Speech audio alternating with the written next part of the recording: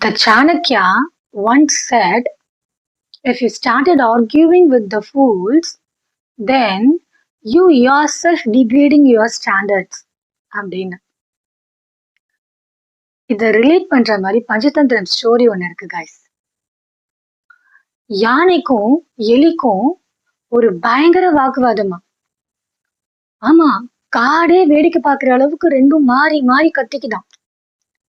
இந்த பிரச்சனையை sort out பண்ண முடியல அப்படின்னு சொல்லி சக விலங்குகள் எல்லாம் இது ரெண்டுத்தையும் நம்ம சிங்கம் ராஜா கிட்ட கூட்டிட்டு போயிட்டு தீர்ப்பு சொல்லுவோம் அப்படின்னு கூட்டிட்டு போயிட்டாங்களாம்.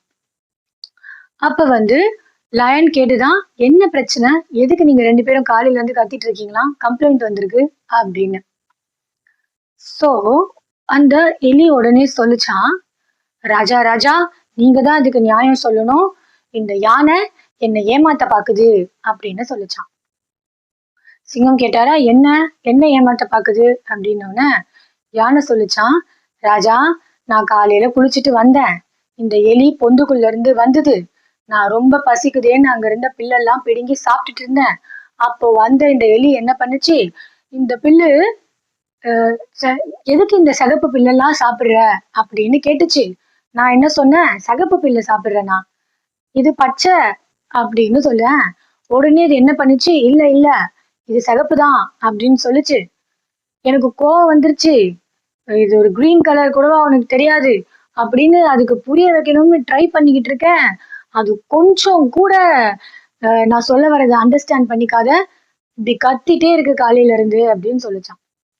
இத கேட்ட உடனே ராஜாக்கு பயங்கரமா கோவம் என்ன பண்ணாரா, யானையை பார்த்து, உன் மேலதான் தப்பு, நீ பண்ணதுதான் தப்பு, இன்னைக்கு ஒரு நாள் ஃபுல்லா உனக்கு பட்டினி, அதுதான் என்னோட தீர்ப்பு, இந்த கூட்டம் கலையுது, அவங்க வேலையை பார்க்கறதுக்கு போலாம் அப்படின்னு சொல்லிட்டாராம்.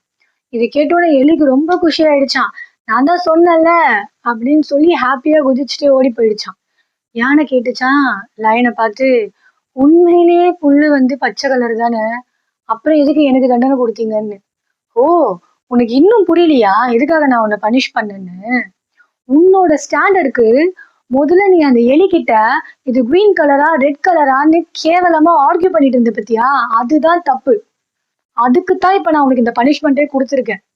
First no your standards and no your Worth before entering an argument with an idiot அப்படின்னு சொல்லிச்சான்.